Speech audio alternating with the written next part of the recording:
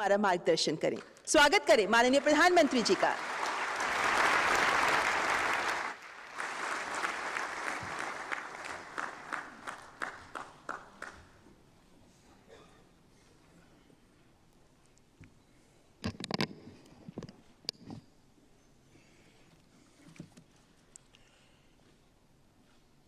केंद्रीय मंत्रिमंडल के मेरे सभी साथी, देश के लॉजिस्टिक्स और उद्योग जगत के प्रतिनिधिगण, अन्य सभी महानुभाव, देवी और सज्जनों, आजादी के अमृतकाल में आज देश ने विकसित भारत के निर्माण की तरफ एक महत्वपूर्ण कदम उठाया है। भारत में लास्ट माइल डिलीवरी तेजी से हो, ट्रांसपोर्ट से जुड़ी चुनौतियां समाप्त हो, हमारे मैन्युफैक्चरर्स का, हमारे उद्योगों का समय और पैसा दोनों बचे, उसी प्रकार से हमारा जो एग्रो प्रोडक्ट है, विलंब के कारण उसकी जो बर्बादी होती है, उससे हम कैसे मुक्ति प्राप्त करें, इन सारे विषयों का समाधान खोजने का एक निरंतर प्रयास चला है और उसी का एक स्वरूप है आज नेशनल लॉजिस्टिक पॉलिसी। और मुझे पक्का विश्वास है कि हमारी इन सारी व्यवस्थाओं में सुधार के लिए और इस क्षेत्र में काम करने वाली सरकार की अलग अलग इकाइयों में के बीच में भी एक समन्वय स्थापित होगा, होलिस्टिक अप्रोच रहेगा और उसका परिणाम हम जो गति चाहते हैं उस गति को मिलेगा। और मेरा आप सबसे आग्रह है, मुझे यहाँ आने में जो 5-7 मिनट देर हुई उसका कारण था यहाँ एक छोटी सी प्रदर्शनी लगी है। समय अभाव से मैं बहुत बारीकी से तो देख नहीं पाया, लेकिन सरसरी नजर से मैं देख रहा था। मेरा आप सबसे आग्रह है कि समय निकाल करके 15-20 मिनट इसी कैंपस में है, जरूर देख करके जाइए किस प्रकार से टेक्नोलॉजी इस क्षेत्र में रोल कर रही है, स्पेस टेक्नोलॉजी का हम लोग कैसे उपयोग कर रहे हैं, और एक साथ सारी चीजों को देखेंगे तो आप इस क्षेत्र में होंगे तो भी शायद आपको बहुत सी नई चीजें प्राप्त होगी। आज हम दुनिया की 5वीं बड़ी अर्थव्यवस्था है। क्यों, आपको खुशी नहीं है?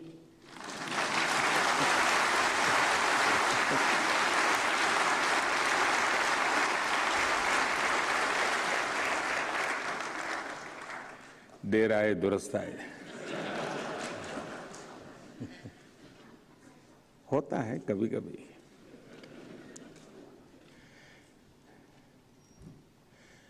क्योंकि चारों तरफ इतनी नेगेटिविटी का भरमार होता है कि उसमें कभी कभी अच्छाइयों को ढूंढने में बड़ा टाइम लगता है। और देश बदल रहा है जी। एक समय था हम कबूतर उड़ा छोड़ते थे, आज चिता छोड़ते हैं।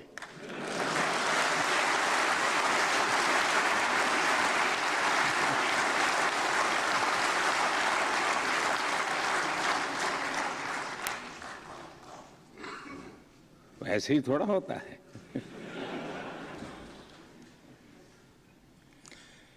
लेकिन आज प्रातः चीता छोड़ना और शाम को लॉजिस्टिक पॉलिसी का कोई मेल तो है ही जी, क्योंकि हम भी चाहते हैं कि लगेज एक जगह से दूसरी जगह पर चीते की स्पीड से जाए।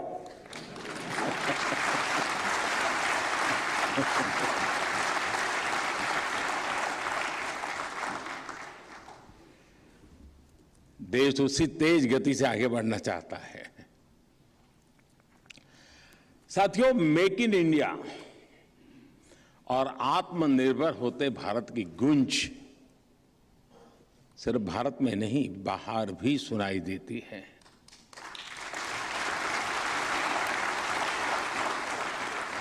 आज भारत एक्सपोर्ट के बड़े लक्ष्य तय कर रहा है। पहले तो ये तय करना ही बड़ा कठिन रहता है, इतना बड़ा, पहले तो इतना था, अब एकदम ऐसा। लेकिन एक बार तय हो जाए तो देश कर भी देता है। उन लक्ष्यों को पूरा कर रहा है देश। आज भारत के मैन्युफैक्चरिंग सेक्टर का सामर्थ्य, एक प्रकार से भारत मैन्युफैक्चरिंग हब के रूप में उभर रहा है, ये दुनिया के मन में स्थिर हो रहा है, इसकी स्वीकृति बन रही है। जो लोग पीएलआई स्कीम का अध्ययन करेंगे को पता चलेगा कि विश्व ने इसको स्वीकार कर लिया है जी। ऐसे में नेशनल लॉजिस्टिक पॉलिसी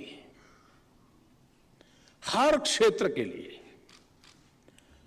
बहुत ही नई ऊर्जा लेकर के आई है। मैं सभी स्टेक होल्डर्स को, व्यापारियों को, कारोबारियों को, निर्यातकों को, देश के किसानों को मैं आज इस महत्वपूर्ण इनिशिएटिव के लिए, जो उनके लिए एक बहुत बड़ा एक प्रकार से जड़ी बूटी उनके हाथ लगने वाली है, इसके लिए अनेक अनेक शुभकामनाएं देता हूं, बहुत बहुत बधाई देता हूं। साथियों, यहां इस कार्यक्रम में अनेक पॉलिसी मेकर्स, उद्योग जगत के सारे बड़े बड़े दिग्गज हैं जो इस क्षेत्र में रोजमर्रा की उनकी जिंदगी है, कठिनाइयों को उन्होंने झेला हुआ है, रास्ते खोजे हुए हैं, कभी शॉर्टकट भी खोजे होंगे, लेकिन किए हैं। आप सभी जानते हैं, और जो कल कुछ लोग लिखेंगे उसको मैं आज कह देता हूं।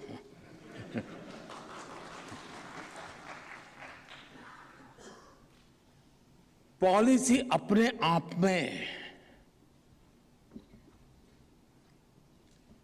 परिणाम नहीं होती है, पॉलिसी प्रारंभ होती है। और policy plus performance is equal to progress.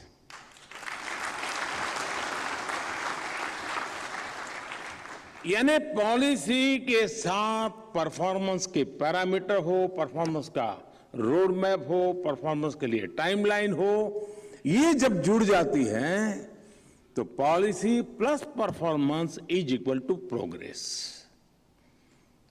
और इसलिए अब पॉलिसी के बाद सरकार की और इस क्षेत्र से जुड़े हुए सभी दिग्गजों की परफॉर्मेंस की जिम्मेवारी अनेक गुना बढ़ जाती है। अगर पॉलिसी नहीं है तो कहता है नहीं पहले से तो बहुत अच्छा है, पॉलिसी है तो पता चलता है कि नहीं वहां जाना था भाई तुम तो यहां रुके हो, ऐसे जाना था तुम तो ऐसे ही चले गए। पॉलिसी एक प्रकार से ड्राइविंग फोर्स के रूप में काम करती है, गाइडिंग फोर्स के रूप में भी काम करती है। और इसलिए इस पॉलिसी को सिर्फ एक कागजी दस्तावेज के रूप में न देखा जाए, हमें जिस चीते की गति से पूरब से पश्चिम तक माल ले जाना है उस गति को हमने पकड़ना है जी। आज का भारत कोई भी पॉलिसी बनाने से पहले, उसे लागू करने से पहले उसके लिए एक ग्राउंड तैयार करता है और तभी वो पॉलिसी सफलता से इंप्लीमेंट हो पाती है और तब जाकर के प्रोग्रेस की संभावनाएं बनती है। नेशनल लॉजिस्टिक पॉलिसी भी अचानक एक दिन ऐसे ही लॉन्च नहीं की जा रही है। इसके पीछे 8 वर्षों की मेहनत है, नीतिगत बदलाव है, अहम निर्णय है और अगर मैं अपने लिए कहूं तो मैं कह सकता हूं कि 2001 से 2022 तक मुझे 22 साल का इसमें अनुभव मेरा जुड़ा है।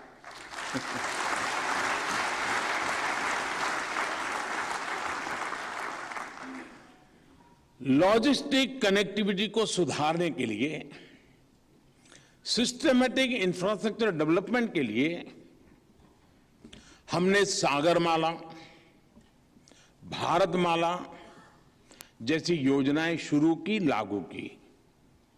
डेडिकेटेड फ्रेट कॉरिडोर, उस काम में अभूतपूर्व तेजी लाने का हमने प्रयास किया है।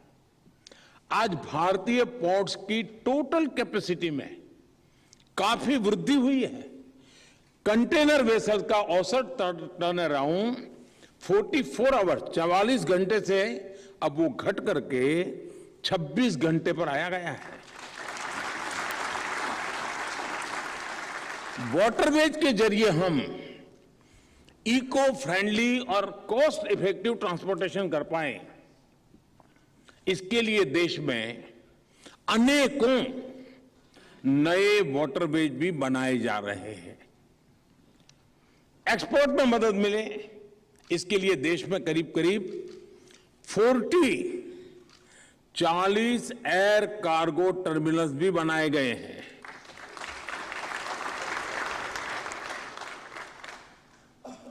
एयरपोर्ट्स पर कोल्ड स्टोरेज फैसिलिटी मुहैया कराई गई है। देश भर में 35 मल्टी मॉडल लॉजिस्टिक हब भी बनाए जा रहे हैं। आप सभी ने देखा है कि कोरोना संकट के समय में देश ने किसान रेल और किसान उड़ान का भी प्रयोग शुरू किया। देश के दूर दराज के क्षेत्रों से कृषि उपज को मुख्य बाजारों तक पहुंचाने में इन्होंने बहुत मदद की। कृषि उड़ान ने किसानों की उपज को विदेशों तक पहुंचाया। आज देश के करीब करीब 60 एयरपोर्ट्स वहां से कृषि उड़ान की सुविधा उपलब्ध है। मुझे पक्का विश्वास है, मेरा भाषण सुनने के बाद कुछ हमारे पत्रकार मित्र मुझे फोन करेंगे कि ये तो हमें मालूम ही नहीं था।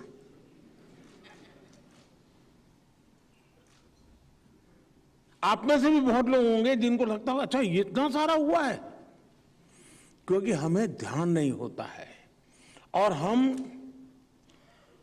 टुकड़ों में न सोच। इंफ्रास्ट्रक्चर के इन प्रोजेक्ट्स पर लाखों करोड़ रुपए के इन्वेस्टमेंट के साथ ही सरकार ने टेक्नोलॉजी की मदद से भी लॉजिस्टिक्स सेक्टर्स को मजबूत करने का प्रयास किया है। ई संचित के माध्यम से पेपरलेस एग्जिम ट्रेड प्रोसेस हो, कस्टम्स में फेसलेस असेसमेंट हो या फिर ई वे बिल्स और फास्टैग का प्रावधान हो, इन सभी ने लॉजिस्टिक सेक्टर की एफिशिएंसी बहुत ज्यादा बढ़ा दी है। साथियों, लॉजिस्टिक सेक्टर की एक और बड़ी चुनौती को भी हमारी सरकार ने बीते वर्षों में समाप्त कर दिया है। पहले अलग अलग राज्यों में अनेक टैक्स होने के कारण लॉजिस्टिक्स की रफ्तार पर जगह जगह ब्रेक लग जाता था, लेकिन जीएसटी ने इस मुश्किल को आसान कर दिया है। इसके कारण अनेक प्रकार के पेपर वर्क कम हुए, जिससे लॉजिस्टिक की प्रक्रिया आसान हुई है। बीते कुछ महीनों में सरकार ने जिस तरह ड्रोन पॉलिसी में बदलाव किया है, इसे पीएलआई स्कीम से जोड़ा है, उससे ड्रोन का इस्तेमाल विभिन्न चीजों को पहुंचाने में भी होने लगा है। और आप मान के चलिए, युवा पीढ़ी जरूर मैदान में आएगी। ड्रोन ट्रांसपोर्टेशन एक बहुत बड़ा क्षेत्र विकसित होने वाला है और मैं चाहूंगा कि दूर दराज जो हिमालयन रेंजेस के छोटे छोटे गांवों में कृषि उत्पादन होता है, उसको ड्रोन से हम कैसे लाएं। जहां समुद्री तट है और लैंडलॉक इलाका है, अगर उनको मछली चाहिए तो ड्रोन से फ्रेश मछली पहुंचाने का बड़े शहरों में लैंडलॉक एरिया में कैसे प्रबंध हो, ये सब आने वाला है जी। अगर ये आइडिया किसी को काम आए तो मुझे रॉयल्टी की जरूरत नहीं है।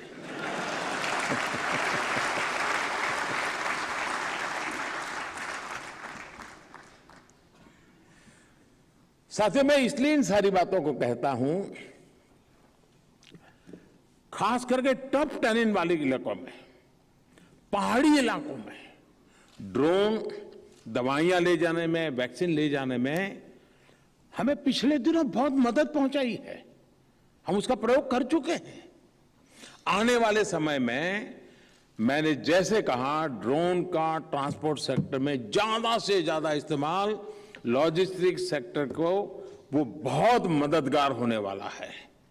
और हमने बड़ी प्रोग्रेसिव पॉलिसी ऑलरेडी हमने आपके सामने रख दी है। साथियों, एक के बाद एक हुए इस तरह के रिफॉर्म्स के बाद ही देश में लॉजिस्टिक्स का एक मजबूत आधार बनाने के बाद ही इतना सारा हो चुका है। उसके बाद हम ये नेशनल लॉजिस्टिक पॉलिसी लेकर के आए हैं।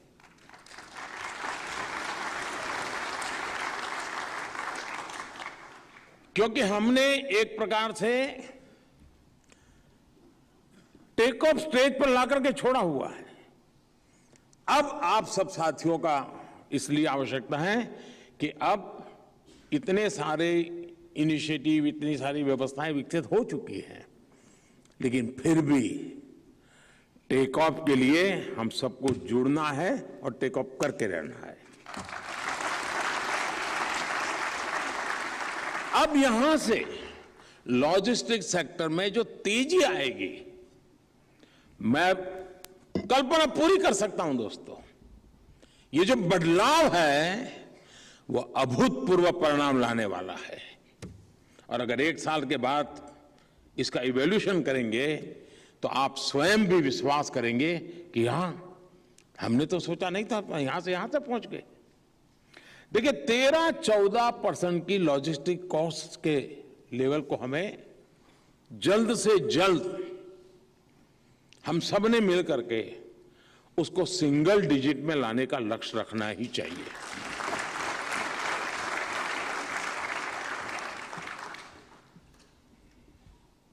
अगर हमें ग्लोबली कॉम्पिटिटिव होना है तो ये एक प्रकार से लो हैंगिंग फ्रूट है जी।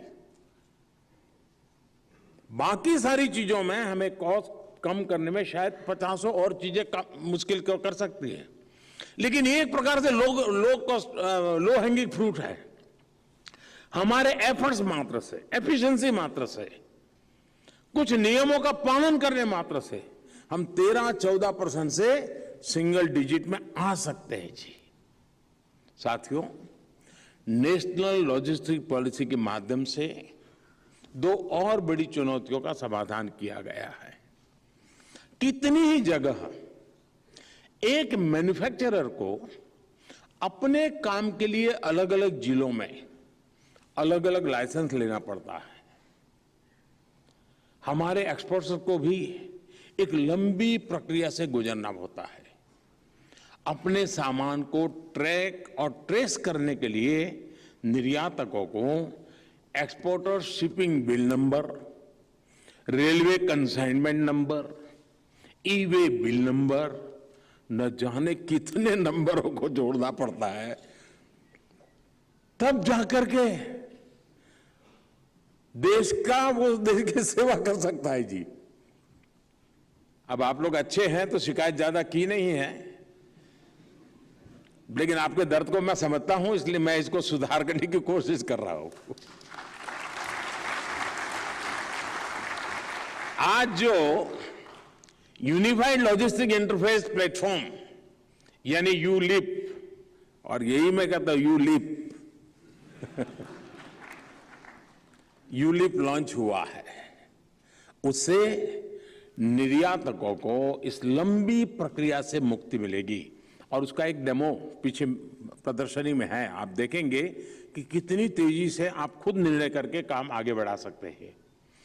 यूलिप ट्रांसपोर्टेशन सेक्टर से जुड़ी सभी डिजिटल सेवाओं को एक ही प्लेटफॉर्म पर लेकर आएगा। नेशनल लॉजिस्टिक पॉलिसी के तहत आज ईज ऑफ लॉजिस्टिक सर्विसेज ई-लॉग्स नाम से भी एक डिजिटल प्लेटफॉर्म भी शुरू हुआ है।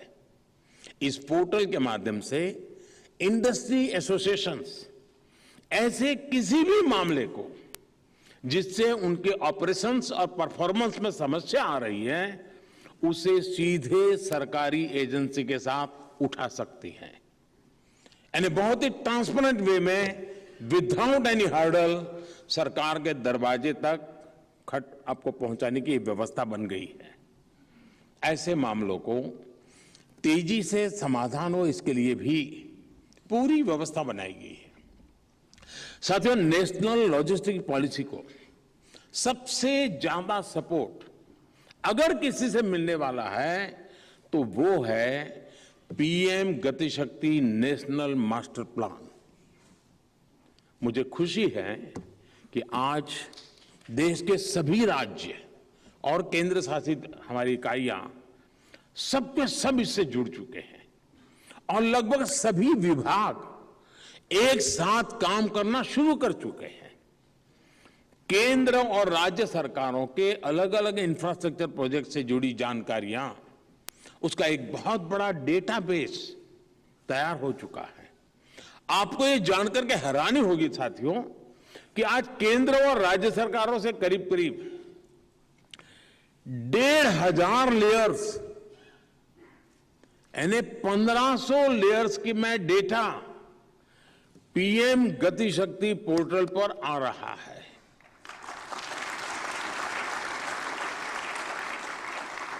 कहां कौन से प्रोजेक्ट्स हैं, कहां फॉरेस्ट लैंड है, कहां डिफेंस लैंड है, इस तरह की सारी जानकारी एक सिंगल जगह पर आने लगी है।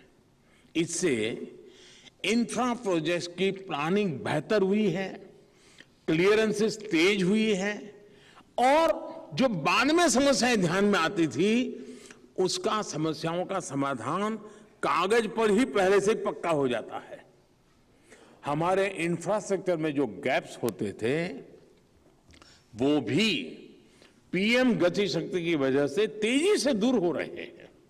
मुझे याद है देश में पहले किस तरह इंफ्रास्ट्रक्चर प्रोजेक्ट्स को बिना सोचे समझे घोषित करने और उन्हें दशकों तक लटकाए रखने की परंपरा रही थी।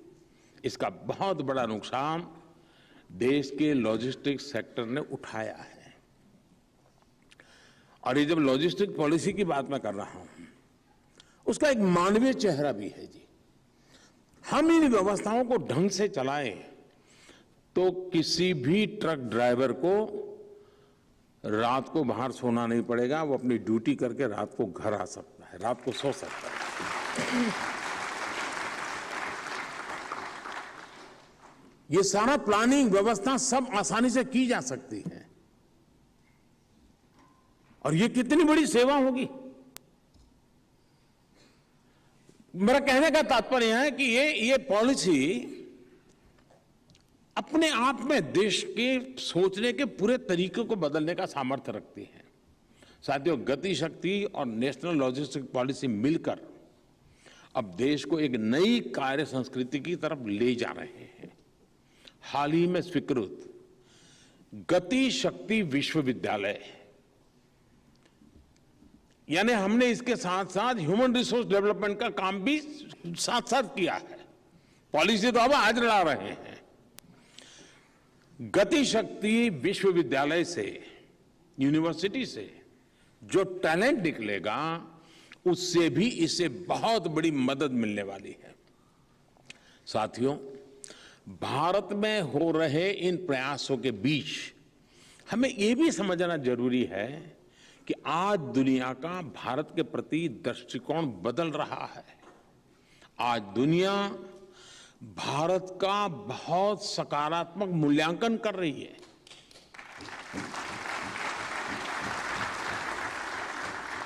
हमारे देश में थोड़ी देर लगती है,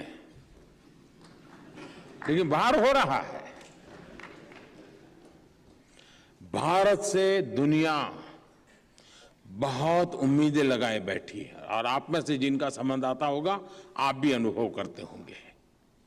दुनिया के बड़े बड़े एक्सपर्ट कह रहे हैं कि भारत आज डोमेस्टिक सुपर पावर के तौर पर उभर रहा है। एक्सपर्ट्स और democratic super power, experts Bharat के एक्स्ट्रा ऑर्डिनरी टैलेंट इकोसिस्टम से बहुत प्रभावित हैं। एक्सपर्ट्स भारत की डिटर्मिनेशन और प्रोग्रेस की प्रशंसा कर रहे हैं और ये महज संयोग नहीं है। भारत और भारत की अर्थव्यवस्था ने वैश्विक संकट के बीच जिस तरह का रेजिलियंस दिखाया है, उसने विश्व को नए भरोसे से भर दिया है। बीते वर्षों में भारत ने जो रिफॉर्म किए हैं, जो पॉलिसीज लागू की हैं, वो वाकई अभूतपूर्व है और इसलिए दुनिया का भारत के प्रति विश्वास बढ़ा है और निरंतर बढ़ता जा रहा है। हमें दुनिया के इस भरोसे पर पूरी तरह खरा उतरना है। यह हमारी जिम्मेदारी है, हम सभी का दायित्व है और ऐसा अवसर खोना हमारे लिए कभी भी लाभकर्ता नहीं होगा।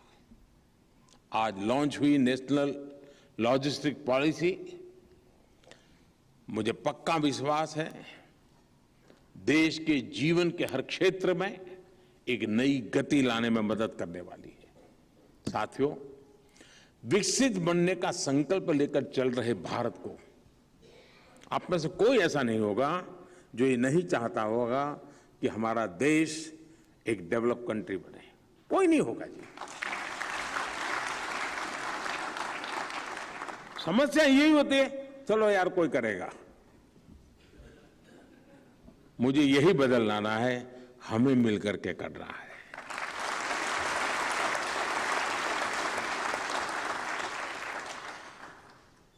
विकसित भारत के संकल्प को लेकर चल रहे भारत को अब विकसित देशों से और ज्यादा कंपटीशन करना है और ये हम मान के चले, जैसे जैसे हम ताकतवर होंगे, हमें कंपटीशन का एरिया हमारा अधिक ताकतवर लोगों से होने वाला है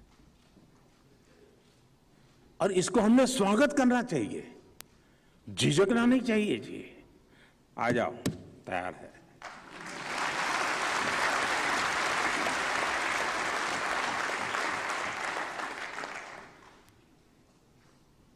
और इसलिए मुझे लगता है कि हमारी हर प्रोडक्ट, हमारे हर इनिशिएटिव, हमारी प्रोसेस बहुत ही कॉम्पिटिटिव भी होनी चाहिए।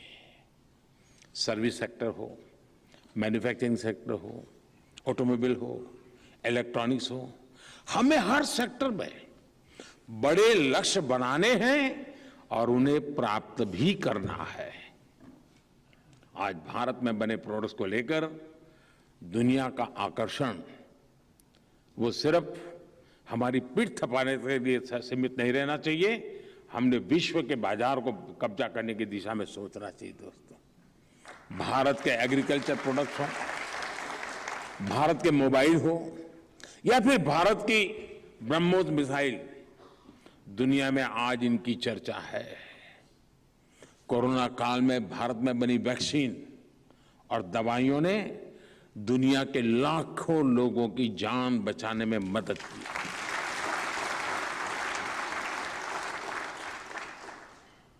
आज सुबह मैं उज्बेकिस्तान से आया, तो कल आखिरी में रात को मैं उज्बेकिस्तान के राष्ट्रपति जी से बात कर रहा था।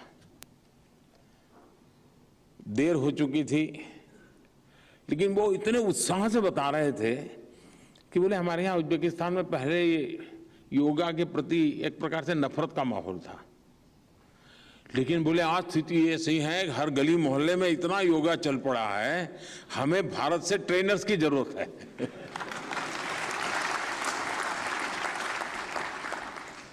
मेरा कहने का तात्पर्य यह है कि दुनिया का भारत की तरफ देखने का, सोचने का नजरिया बहुत तेजी से बदल रहा है दोस्तों। भारत में बने प्रोडक्ट्स दुनिया के बाजार में छाएं, इसके लिए देश में सपोर्ट सिस्टम का मजबूत होना बहुत जरूरी है। नेशनल लॉजिस्टिक पॉलिसी हमें इस सपोर्ट सिस्टम को आधुनिक बनाने में बहुत मदद करेगी। और साथियों, आप सभी जानते हैं कि जब देश का एक्सपोर्ट बढ़ता है, देश में लॉजिस्टिक्स से जुड़ी मुश्किलें कम होती हैं, तो उसका बड़ा लाभ हमारे छोटे उद्योगों को और उनमें काम करने वाले लोगों को भी होता है। लॉजिस्टिक्स सेक्टर की मजबूती सामान्य मानव का जीवन ही आसान नहीं, बल्कि श्रम और श्रमिकों का सम्मान बढ़ाने में भी मदद करेगी। साथियों, अब भारत के लॉजिस्टिक्स सेक्टर से उलझनें समाप्त होगी, उम्मीदें बढ़ेगी। ये सेक्टर अब देश की सफलता को नई ऊंचाई पर पहुंचाएगा। नेशनल लॉजिस्टिक पॉलिसी में इंफ्रास्ट्रक्चर के विकास की, कारोबार के विस्तार की और रोजगार के अवसर बढ़ाने की अपार संभावनाएं हैं। हमें इन संभावनाओं को मिलकर साकार करना है। इसी संकल्प के साथ आप सबको एक बार फिर अनेक अनेक शुभकामनाएं। और अब चीते की गति से सामान को उठाना है, ले जाना है, यही मेरी आपसे अपेक्षा है। धन्यवाद।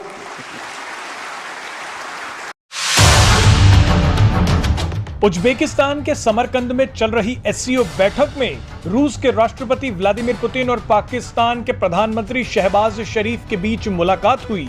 इस मुलाकात के होते ही एक नया बवाल शुरू हो गया। लोगों को अचानक फरवरी का महीना याद आ गया। ऐसा क्यों हुआ, वो आपको इस वीडियो में बताएंगे। दरअसल पाकिस्तान के पूर्व प्रधानमंत्री इमरान खान ने फरवरी के महीने में रूस के राष्ट्रपति व्लादिमीर पुतिन से मुलाकात की थी। इमरान खान इस मुलाकात के लिए मॉस्को पहुंचे थे। जिस दिन इमरान खान मॉस्को पहुंचे थे, उससे अगले ही दिन रूस ने यूक्रेन पर हमला कर दिया था। ये पूरी दुनिया जानती है कि जब इमरान खान ने पुतिन से मुलाकात की तो उसके 2 महीने बाद ही उनकी कुर्सी चली गई। कई लोग दावा करते हैं कि अमेरिका की नाराजगी की वजह से इमरान खान की कुर्सी गई। अब इस दावे में कितनी सच्चाई है, ये तो अमेरिका और इमरान खान ही जानते हैं। लेकिन पुतिन से मिलने के बाद इमरान खान को ना तो लोन मिला और न ही इज्जत। बहरहाल अब पाकिस्तान के प्रधानमंत्री शहबाज शरीफ ने पुतिन से मुलाकात की है। ये मुलाकात ऐसे समय हो रही है जब अमेरिका पाकिस्तान को F-16 लड़ाकू विमानों के रखरखाव के लिए करोड़ों रुपए दे रहा है। अब पुतिन और शहबाज शरीफ की मुलाकात पर अमेरिका का क्या रुख होगा, वो किसी को नहीं पता। लेकिन पुतिन से मुलाकात करते ही शहबाज शरीफ ने अपनी फजीहत तो जरूर करवा ली।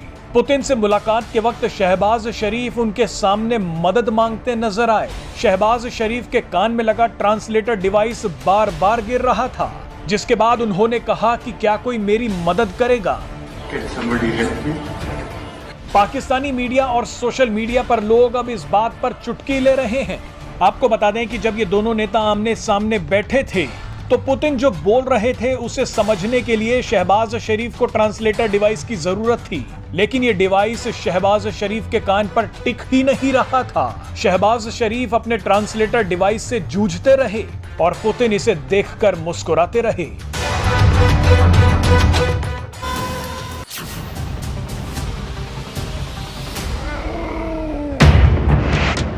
देश में 70 साल बाद चीतों की वापसी हुई। नामीबिया से 8 चीतों को लाया विशेष विमान मध्य प्रदेश के ग्वालियर में भारतीय वायुसेना स्टेशन पर लैंड हुआ।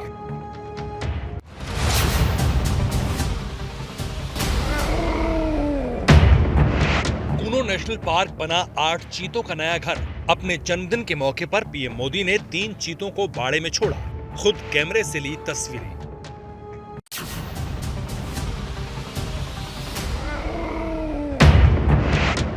नामीबिया से ग्वालियर लाए गए इन 8 चीतों को सेना के चिनूक हेलीकॉप्टर के जरिए कूनो नेशनल पार्क ले जाया गया।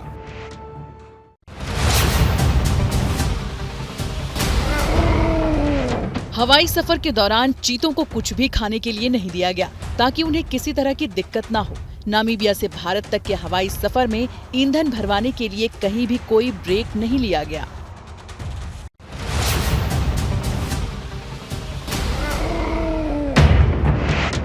नामीबिया से लाए गए 8 चीतों में 5 मादा हैं, जबकि 3 नर चीता हैं। मादा चीतों की उम्र 2 से 5 साल के बीच है, जबकि नर चीतों की उम्र 4.5 से 5.5 साल के बीच है। इन चीतों को 1 महीने तक क्वारंटीन पीरियड में रखा जाएगा और इस दौरान 2-3 दिन में इन्हें खाने के लिए 2 से 3 किलो मीट दिया जाएगा।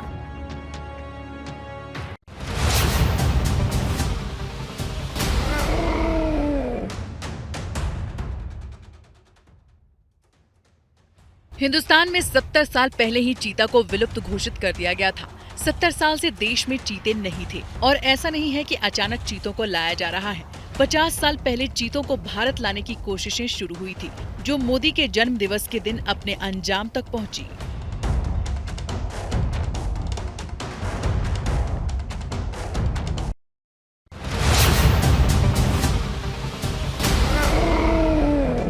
तमाम चीतों के गले में एक satellite VHF radio caller ID मौजूद है, जिसकी मदद से भविष्य में उनकी मॉनिटरिंग से लेकर संक्रमण तक ट्रैक करने में मदद मिलेगी।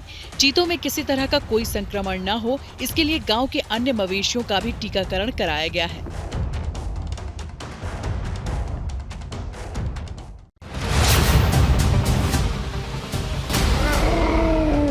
दक्षिण अफ्रीका की सरकार और वन्य जीव विशेषज्ञ इन पर नजर रखेंगे। चीतों को भारतीय मौसम से लेकर यहाँ के माहौल में ढलने में 1 से 3 महीने का वक्त लग सकता है।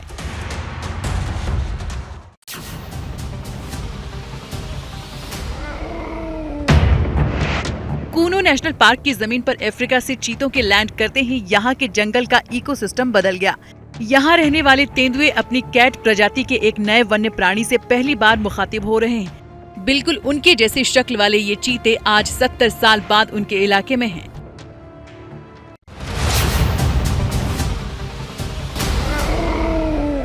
साउथ अफ्रीका के नामीबिया से चीते इसलिए लाए गए क्योंकि वहाँ दिन और रात की लंबाई ठीक वैसे ही होती है जैसे कि हिंदुस्तान में, और यहाँ का तापमान भी अफ्रीका से मिलता जुलता है।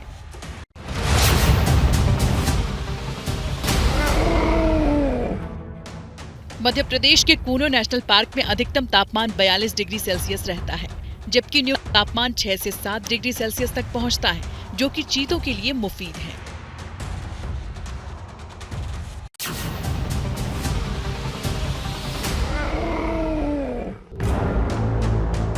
विंध्याचल पर्वत श्रृंखला पर बसा मध्य प्रदेश का कूनो नेशनल पार्क MP के श्योपुर और मुरैना जिले में पड़ता है। 2018 में इसे राष्ट्रीय उद्यान का दर्जा दिया गया था।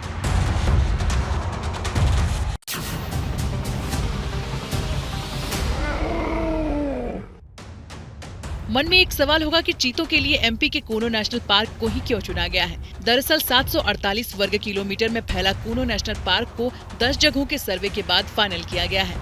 MP में पुनर्वास का रिकॉर्ड सबसे अच्छा रहा है।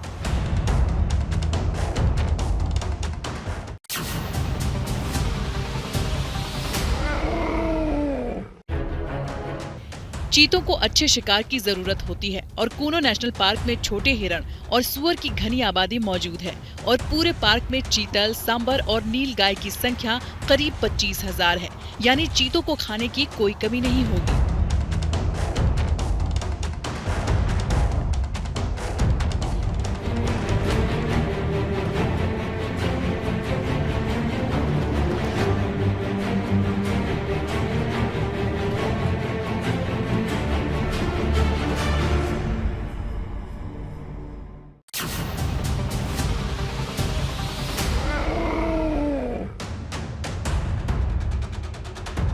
चीता हफ्ते में एक बार ही शिकार करता है और इसी से उसका काम चल जाता है।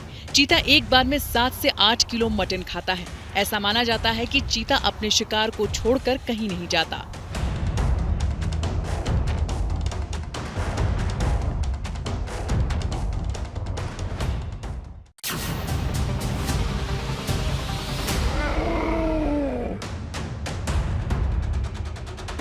चीता ज्यादा ताकतवर माना जाता है और इसलिए उसके शिकार में किसी की हिस्सेदारी नहीं होती। चीते को एक महीने में 4 और साल में 50 जानवर चाहिए होते हैं।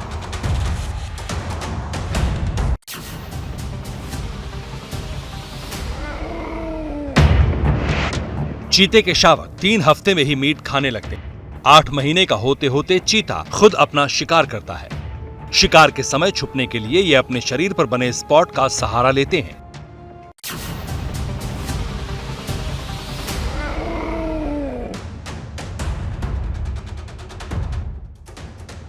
शिकार के अलावा चीतों को पानी की जरूरत होती है। ये कूनो नदी है, इसी के नाम पे इस पूरे एरिया का नाम कूनो नेशनल पार्क पड़ा है। ऐसे कूनो मुख्य नदी कूनो है, कूनो के आसपास के 2-3 सहायक नदी हैं और ये पूरी नदियों के चलते ये पूरा इलाका भरी गर्मियों में भी पानी से पूरा रहता है, पानी से भरा पूरा रहता है। कभी किसी जंगली जानवर को पानी की दिक्कत ना हो, इसी के चलते इस जंगल को तय किया गया कि चीतों की रहवास के लिए यही जंगल पूरे देश में मुफीद होगा। तभी चीता विस्थापन की परियोजना यहाँ चलाई गई।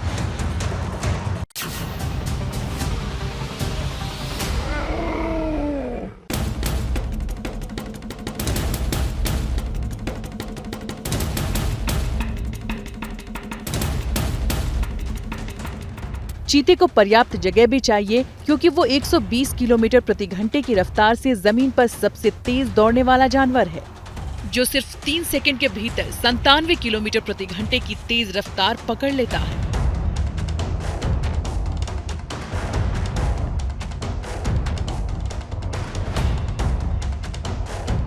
चीता अगर पूरी ताकत से दौड़े तो 7 मीटर लंबी छलांग लगा सकता है।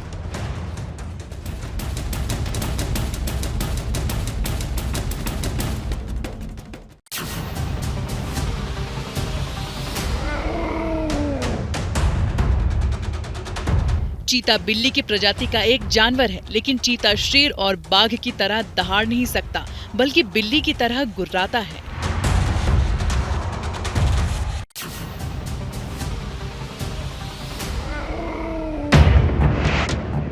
आठ चीतों का हिंदुस्तान की जमीन पर आना सिर्फ एक घटना नहीं है, बल्कि वो जरूरत है जिसका पूरा होना जरूरी था। चीतों के विलुप्त होने से भारतीय ग्रासलैंड की इकोलॉजी खराब हो गई थी, जिसे ठीक करना जरूरी है।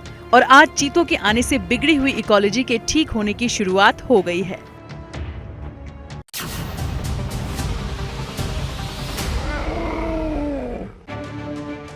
चीते को भारत में आखिरी बार 1948 में देखा गया था। 1952 में यानी कि 70 साल पहले भारत सरकार ने चीते को विलुप्त घोषित कर दिया था और फिर 1979 से चीतों को भारत में बसाने की प्रक्रिया शुरू की गई थी।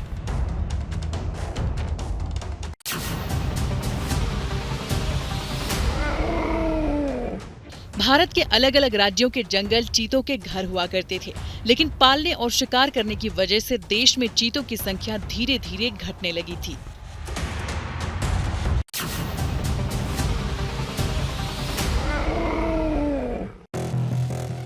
साल 1947 में सरगुजा के राजा रामानुज प्रताप सिंह ने 3 चीतों का शिकार किया था। माना जाता है कि ये ही भारत के आखिरी 3 चीते थे। –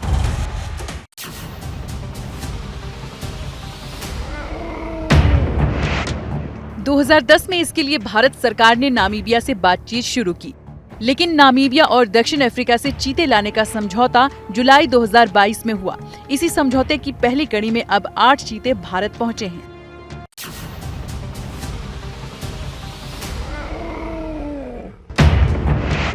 ऐसा पहली बार हुआ है जब कोई मांसाहारी जानवर एक महाद्वीप से दूसरे महाद्वीप में भेजा गया है।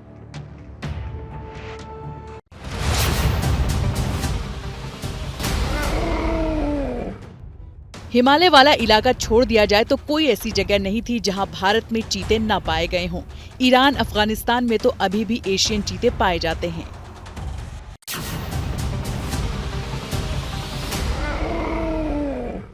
चीता अफ्रीका में कई स्थानों पर पाए जाते हैं। एशियाई चीते सिर्फ ईरान में मिलते हैं। एक अनुमान के मुताबिक 8000 से कम अफ्रीकी चीते हैं, जबकि दुनिया में 50 से कम एशियाई चीते बचे हैं।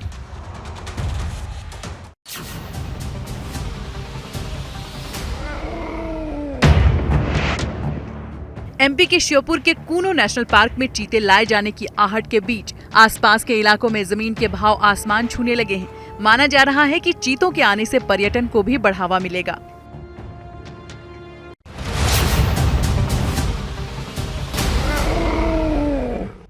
एक अक्टूबर से नेशनल पार्क के दरवाजे आम लोगों के लिए खुलते हैं, लेकिन तब तक चीतों का क्वारंटाइन पीरियड पूरा नहीं होगा।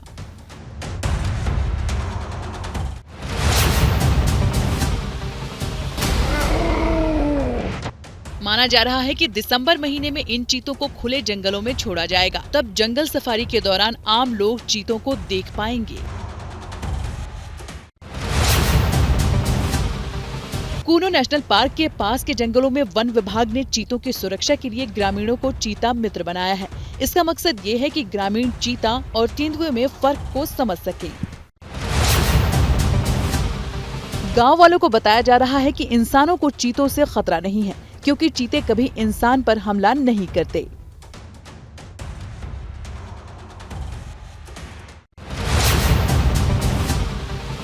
चीता शब्द संस्कृत का मूल शब्द है। इसकी उत्पत्ति संस्कृत शब्द चित्रकाय से हुई है, जिसका अर्थ होता है बहुरंगी शरीर वाला। चीते का उल्लेख वेदों और पुराणों जैसे प्राचीन ग्रंथों में मिलता है। भारत में सदियों तक चीतों के शिकार का प्रचलन रहा है। दरअसल बाघ की तुलना में चीतों पर नियंत्रण करना आसान था। मुगल काल में अकबर ने जमकर चीतों का शिकार किया था। कहा जाता है कि अकबर के पास 9000 चीते थे।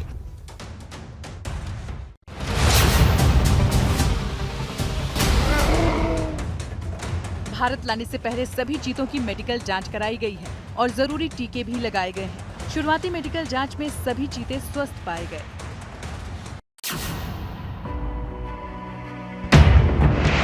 रात में चीता देख नहीं पाता, इसलिए अपना शिकार सुबह या फिर दोपहर के बाद ही करता है।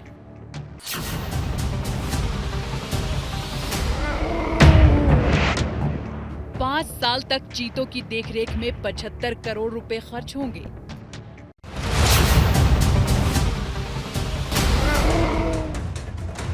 कूनो पार्क के लिए 24 गांव का विस्थापन किया गया। सरकार ने जंगल से परिवारों को बाहर बसाया। जैसे ही पाकिस्तान जिस चीन को अपना दोस्त कहते नहीं थकता, अब उसी चीन ने पाकिस्तान को एक बड़ा झटका दिया है। चीन ने पाकिस्तान के एक बड़े प्रोजेक्ट को अचानक बंद कर दिया है। दरअसल चीन ने पीओके स्थित नीलम झेलम हाइड्रो पावर प्रोजेक्ट की मरम्मत का काम रोक दिया है। पाकिस्तान का यह बड़ा हाइड्रो पावर प्रोजेक्ट उस पीओके में चल रहा था जो भारत का हिस्सा है। यह परियोजना पाकिस्तान के लिए कितनी बड़ी है, इसका अंदाजा आप इसी बात से लगा सकते हैं कि इस परियोजना के बंद होने से पाकिस्तान में बिजली संकट गहरा गया है। चीन ने कहा कि इस परियोजना पर काम करना मुश्किल हो गया है, क्योंकि स्थानीय लोग इस बिजली परियोजना का विरोध कर रहे हैं। चीन ने कहा कि इस परियोजना की मरम्मत कर रहे हमारे कर्मचारियों की जान पर भी खतरा है। चीन की तरफ से यह भी कहा गया कि पाकिस्तान की पुलिस उसके कर्मचारियों को सुरक्षा देने में नाकाम साबित हुई है और पाकिस्तान इस परियोजना की मरम्मत के लिए पैसे भी नहीं दे रहा। आपको बता दें कि चीन ने यह कदम ऐसे समय पर उठाया है, यानी चीन ने यह साफ कर दिया है कि पैसा नहीं तो मदद नहीं, जब पाकिस्तान लगातार ऊर्जा और बिजली की कमी का सामना कर रहा है।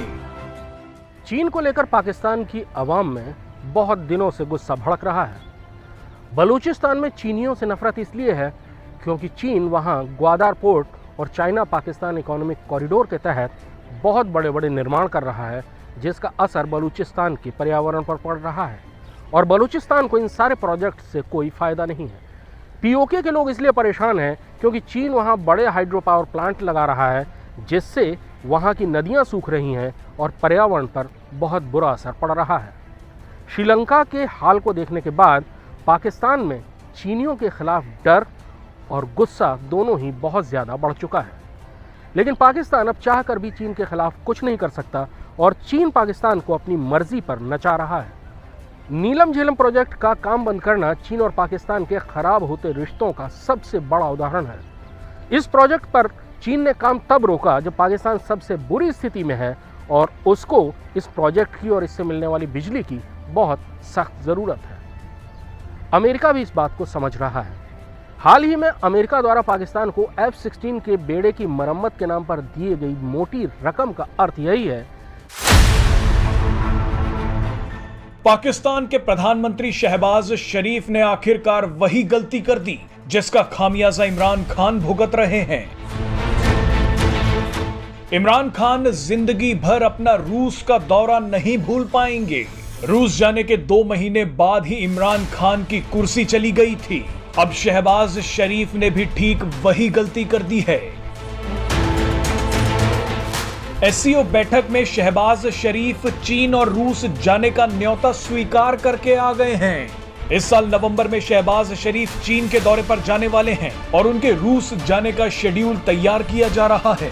माना जा रहा था कि शहबाज शरीफ इमरान खान की गलती से कुछ सीखेंगे और अमेरिका के विरोधियों से दूरी बनाकर रखेंगे, लेकिन शहबाज शरीफ ने कुल्हाड़ी पर ही पैर मार दिया है। एक्सपर्ट्स का मानना है कि अगर शहबाज शरीफ रूस और चीन से ज्यादा नजदीकियां बढ़ाते हैं तो उन्हें भी अपनी कुर्सी छोड़नी पड़ सकती है। मजे की बात देखिए कि हाल ही में अमेरिका ने चुपचाप पाकिस्तान की एक बड़ी मदद की है। अमेरिका ने पाकिस्तान को F-16 लड़ाकू विमानों के रखरखाव के लिए करोड़ों रुपए दिए हैं, लेकिन इसके बावजूद शहबाज शरीफ रूस को एक महाशक्ति और पुतिन को जबान का पक्का आदमी बोलकर आ गए हैं। एक्सपर्ट्स का कहना है कि शहबाज शरीफ ने हड़बड़ी में गलती कर दी है। बहरहाल जब शहबाज शरीफ व्लादिमीर पुतिन से मिले तो इमरान खान ने भी मौके पर चौका मार दिया। हर मुद्दे पर शहबाज शरीफ को घेरने वाले इमरान खान ने इस बार भी शहबाज शरीफ पर बड़ा हमला कर दिया। इमरान खान ने कहा कि शहबाज शरीफ पाकिस्तान की बेइज्जती करवा कर आए हैं। पुतिन के सामने जब शहबाज शरीफ का ट्रांसलेटर डिवाइस बार बार गिर रहा था तो इमरान खान की पार्टी PTI ने भी शहबाज शरीफ को इस मुद्दे पर घेर लिया।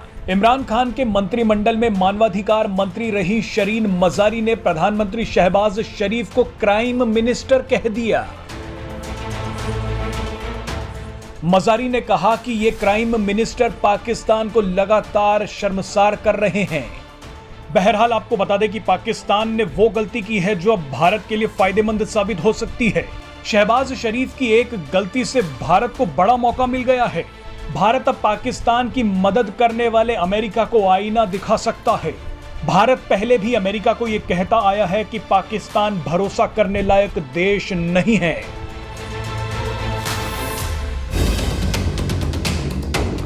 भारत को नेपाल में एक बड़ी कामयाबी मिली है। भारत ने नेपाल के रास्ते चीन को 2 बड़े झटके दिए हैं। चीन भारत और नेपाल के बीच लगातार विवाद पैदा करने की कोशिश कर रहा है, लेकिन इन सभी के बीच नेपाल ने चीन को हिलाकर रख दिया है। चीन को सबसे पहला झटका तब लगा जब नेपाल ने अपने देश के सबसे बड़े हाइड्रो पावर प्रोजेक्ट का काम भारत को सौंप दिया। आपको बता दें कि यह प्रोजेक्ट नेपाल के लिए बेहद अहम है, लेकिन चीन समेत 3 देशों ने नेपाल का साथ नहीं दिया, लेकिन भारत नेपाल की मदद के लिए आगे आया।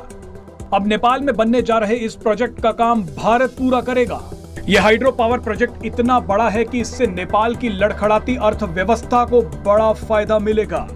अब आपको उस दूसरे झटके के बारे में बताते हैं जिसने चीन को परेशान कर दिया है। चीन से चल रहे विवाद के बीच भारतीय थल सेना के प्रमुख जनरल मनोज पांडे अचानक नेपाल के दौरे पर पहुंच गए हैं। भारतीय सेना प्रमुख मनोज पांडे का यह नेपाल दौरा बेहद ही अहम माना जा रहा है। श्रीलंका के हालात कई देशों के लिए सबक भारत को दिया जा रहा है। नेपाल के भारत से सदियों पुराने सांस्कृतिक, धार्मिक और पारिवारिक रिश्ते रहे हैं। दोनों देशों के निवासियों का धर्म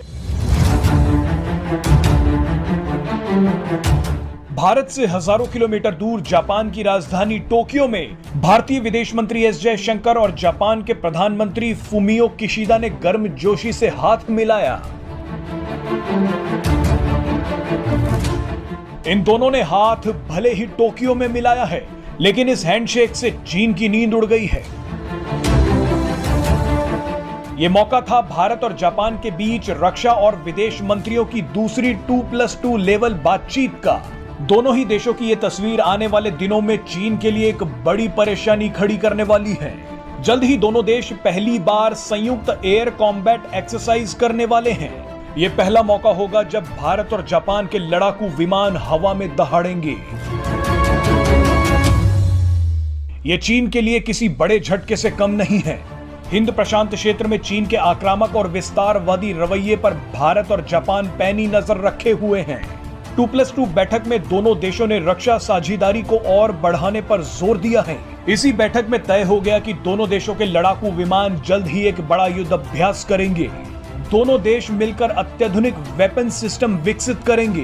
भारत और जापान की वायुसेना भले ही पहली बार युद्ध अभ्यास करेंगी, लेकिन भारत और जापान की आर्मी पहले से ही नियमित तौर पर धर्म गार्जियंस नाम की एक्सरसाइज करती रही हैं। दोनों देशों की नौसेना के बीच भी युद्ध अभ्यास होता रहा है, जिसे जिमेक यानी Japan India maritime bilateral exercise कहते हैं। आपको बता दें कि 2+2 बातचीत के बाद भारत और जापान की तरफ से एक संयुक्त बयान आया है, जो सीधे सीधे चीन को चेतावनी है। जापान ने कहा है कि वो राष्ट्रीय सुरक्षा के लिए हर विकल्प को आजमाने के लिए प्रतिबद्ध है, जिसमें काउंटर स्ट्राइक कैपेबिलिटीज भी शामिल हैं। यानी अगर जरूरत पड़ी तो जवाबी हमले की भी तैयारी है। आपको जानकारी दे दें कि पूर्वी लद्दाख सेक्टर में LAC के पास पिछले 2 सालों से भारत और चीन के बीच गतिरोध चल रहा है। हालांकि कुछ इलाकों से दोनों देशों की सेनाएं वापस लौटी हैं, लेकिन तनाव पूरी तरह से खत्म नहीं हुआ है। दूसरी तरफ चीन दक्षिण सागर में भी लगातार आक्रामक बना हुआ है, अपने पड़ोसी देश ताइवान को धमका रहा है। चीन के इस रवैये से अब भारत और जापान दोनों ही सतर्क हो गए हैं।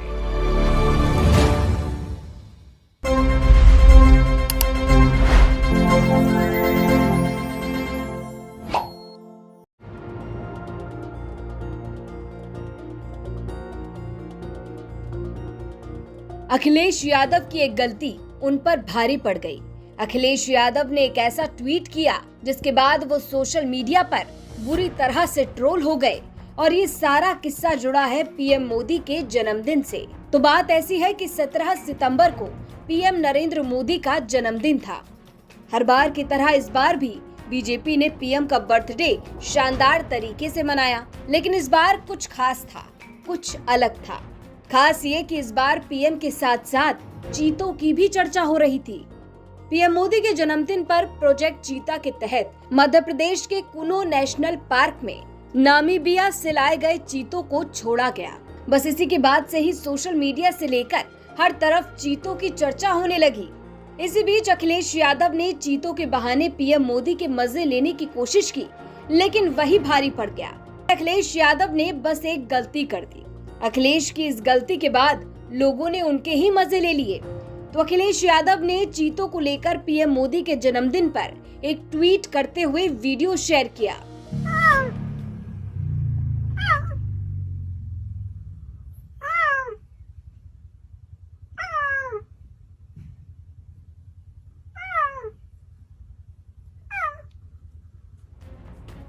अखिलेश यादव ने लिखा, सबको इंतजार था दहाड़ का, पर ये तो निकला बिल्ली मौसी के परिवार का।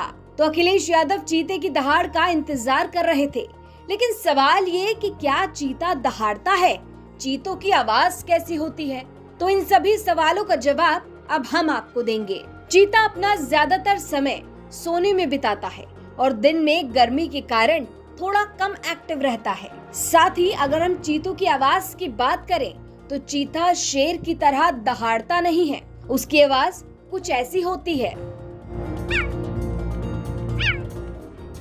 नेट जियो वाइल्ड के YouTube चैनल के एक वीडियो में भी चीतों के बारे में पूरी जानकारी दी गई है। तो ये तो साफ हो गया कि चीते दहाड़ते नहीं, बल्कि उनकी आवाज कुछ ऐसी होती है। चीते बिल्ली की तरह म्याऊं भी नहीं करते, उनकी आवाज चिड़ियों जैसी होती है। अब बताइए, अखिलेश यादव को इंतजार था कि चीते आएंगे और दहाड़ेंगे, लेकिन शायद अखिलेश यादव को इस बात का मालूम ही नहीं था कि चीते दहाड़ते ही नहीं हैं। तभी तो अखिलेश यादव ने ये गलती कर दी। अब इस गलती के बाद, इस ट्वीट के बाद लोगों ने अखिलेश यादव के मजे लेना शुरू कर दिया और एक के बाद एक कई ट्वीट किए और कमेंट बॉक्स को भर दिया। एक यूजर लिखती हैं, चीता दहाड़ता है, सर प्लीज अपने ट्विटर हैंडल को तुरंत बर्खास्त कीजिए, मजाक बनवाता है आपका। वैभव परमार लिखते हैं, चीते मुलायम जी के समय पर दहाड़ते थे क्या, गजब मूर्खता है। अमन वर्मा लिखते हैं, आपकी गलती नहीं है, आखिर 70 साल बाद भारत में चीता आया है, अब आपके लिए भी अच्छा मौका है चीतों के बारे में जानकारी प्राप्त करने का, कहीं ट्वीट डिलीट ना हो जाए, इसलिए स्क्रीनशॉट डाल रहा हूँ। और इसी तरह एक के बाद एक लोगों ने अखिलेश के ट्वीट को रीट्वीट करते हुए जमकर ट्रोल किया। अब अखिलेश यादव के इस ट्वीट को लेकर और चीतों की आवाज को लेकर आपकी क्या राय है, ये हमें कमेंट बॉक्स में। ब्रिटेन को आज नया प्रधानमंत्री मिल गया है। भारतीय मूल के ऋषि सुनक को हराते हुए 47 साल की लिज ट्रस ब्रिटेन की नई प्रधानमंत्री बन गई हैं। लिज ट्रस को ब्रिटेन की सियासत में फायर ब्रांड नेता के तौर पर जाना जाता है। 7 साल की उम्र में लिज ट्रस ने अपने स्कूल में एक मॉक इलेक्शन के दौरान ब्रिटेन की पूर्व प्रधानमंत्री मार्गरेट थैचर का किरदार निभाया था। अब आप इसे संयोग ही कहिए कि आज वही लिज ट्रस असल में ब्रिटेन की प्रधानमंत्री बन गई हैं। बहरहाल आपको बता दें कि हाल ही में लिज ट्रस ने कहा था कि अगर वो प्रधानमंत्री बन जाती हैं तो वो विशेष तौर पर भारत के साथ ब्रिटेन के संबंधों को मजबूत करेंगी। कुछ महीनों पहले लिज ट्रस ब्रिटेन की विदेश मंत्री के तौर पर भारत के दौरे पर आई थीं। उस दौरान वो भारत के विदेश मंत्री एस जयशंकर के साथ एक चर्चा में शामिल हुई थीं। लेकिन उस चर्चा में जो हुआ वो लिज ट्रस कभी भी नहीं भूल पाएंगी। दरअसल लिज ट्रस भारत के विदेश मंत्री को रूस से सस्ता तेल खरीदने पर ज्ञान दे रही थीं, लेकिन वो भूल गई कि उनके सामने एस जयशंकर बैठे हैं। विदेश मंत्री एस जयशंकर ने बिना समय गंवाए लिज ट्रस की बात का जवाब देते हुए पश्चिमी देशों को आईना दिखा दिया था। विदेश मंत्री एस जयशंकर ने वैश्विक बाजारों में अस्थिरता के बीच रूस से सस्ता तेल खरीदने के भारत के फैसले का बचाव किया। जयशंकर ने कहा कि सवाल भारत पर खड़े किए जाते हैं, लेकिन यूरोपीय देश रूसी तेल और गैस के सबसे बड़े खरीदारों में से एक हैं। विदेश मंत्री एस जयशंकर ने जब मंच से पश्चिमी देशों की असलियत बतानी शुरू करी तो लिज ट्रस हैरानी से बस सुनती रहीं। आइए आपको विदेश मंत्री एस जयशंकर का वो बयान सुनवाते हैं जिसने लिज ट्रस की बोलती बंद कर दी थी। You know, it's interesting because we've seen for some time what looks almost like a campaign on this issue. That in the month of March, Europe has bought, I think, 15% more oil and gas from Russia than it did the month before. If you look at the major buyers of oil and gas from Russia, I think you'd find most of them are in Europe. When oil prices go up, I think it's natural for countries to go out into the market and look for what are good deals for their people.